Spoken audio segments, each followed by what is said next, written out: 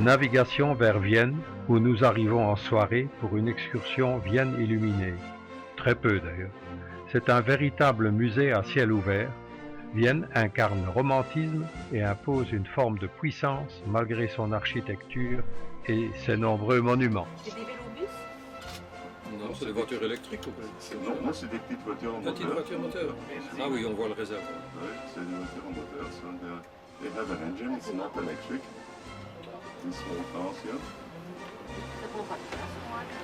Ça prend pas de place, effectivement, mais quand il y a un bus derrière, on se sent pas vraiment à l'aise. Hein. Je m'en doute, je pense. Oui, c'est Georges Paul Chédan, je ne sais pas si vous le connaissez le nom, mais vous connaissez sûrement les Galeries Lafayette, n'est-ce pas? Ben, c'est le même architecte. So the same architect who's built this embassy exactly in front of us has also built the Galerie Lafayette in Paris.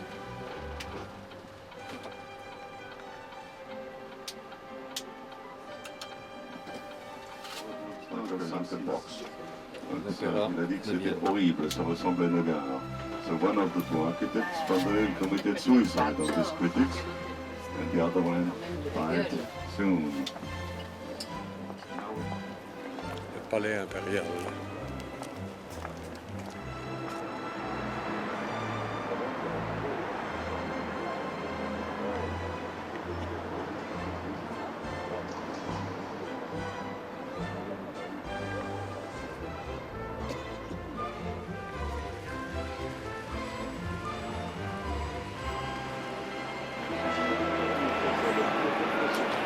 Bibliothèque nationale.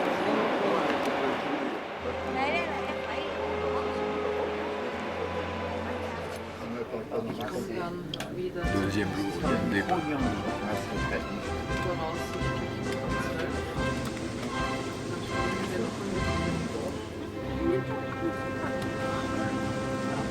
Which is just one important side arm of the Danube River.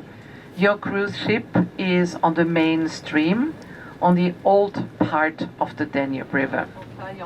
And je vous prie, en quittant le quart, de vous diriger très directement vers ce portail avec les deux colonnes et de m'attendre juste après le portail à gauche devant la maquette en bronze. Voilà, mesdames, messieurs, Europe bus B, un peu Europe passe B dans le château. Les toilettes sont propres et gratuites aussi, elles sont propres et payantes. Donc patientez un petit instant s'il vous plaît.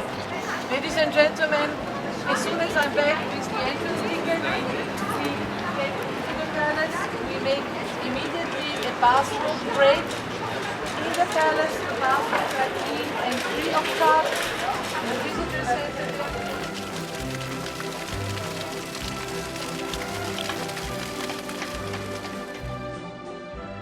Départ à 8 h du matin pour la visite guidée du château de Schönbrunn, qui fut la résidence d'été de la famille impériale et d'une partie de Vienne. Ville impériale et berceau de la musique d'ailleurs. Au château de Schönbrunn, on est guidé à travers de nombreuses salles de la résidence d'été des Habsbourg, qui témoignent du faste de la vie de la cour à l'époque de Marie-Thérèse.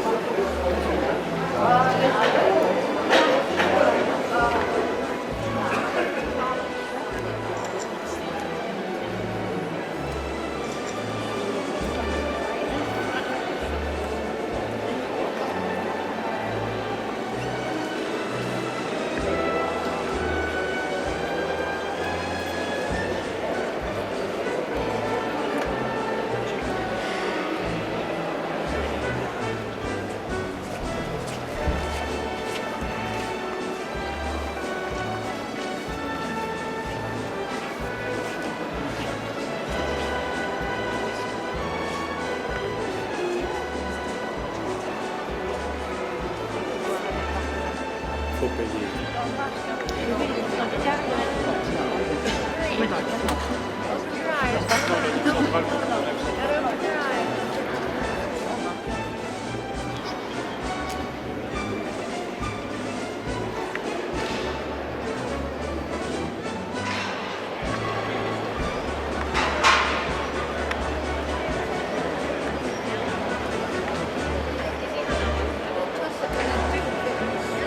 Oui.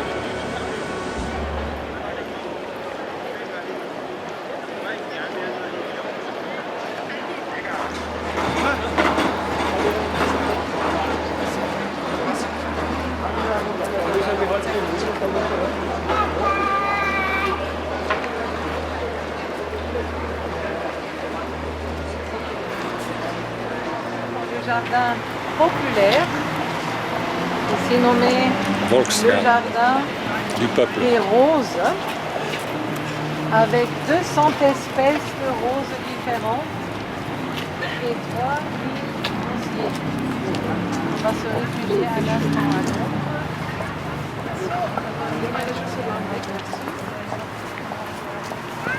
Les jardins sont tous gratuitement accessibles.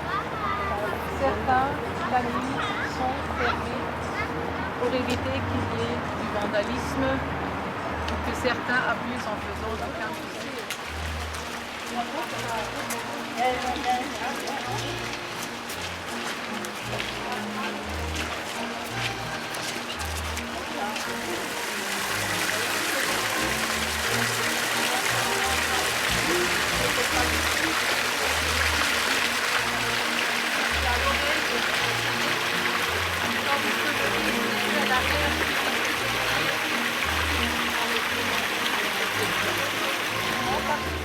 On essaie d'en tenir compte. Ils reçoivent des formations précises pour savoir comment couper les formes. Et les juristes qui ont dit qu'il faut respecter absolument les règlements.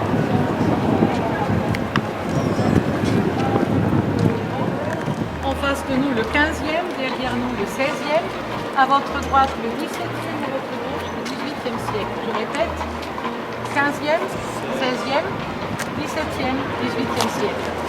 Dans l'annexe 17e siècle, et ce côté court est moins élégant que la façade jaune turquoise du côté Place Zéro.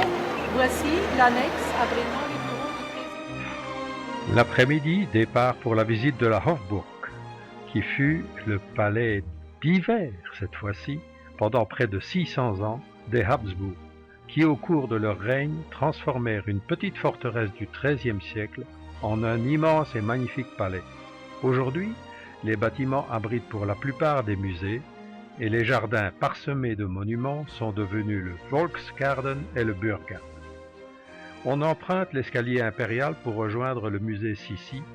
6 salles de la Hofburg ont été aménagées pour accueillir le musée, axé principalement sur la vie privée d'Élisabeth, mise en lumière par ses poèmes qui nous font part de sa personnalité. On y admire également nombreux objets personnels ayant appartenu à l'impératrice, ainsi qu'une reproduction de la robe qu'elle portait lors du bal d'adieu à l'occasion de ses fiançailles.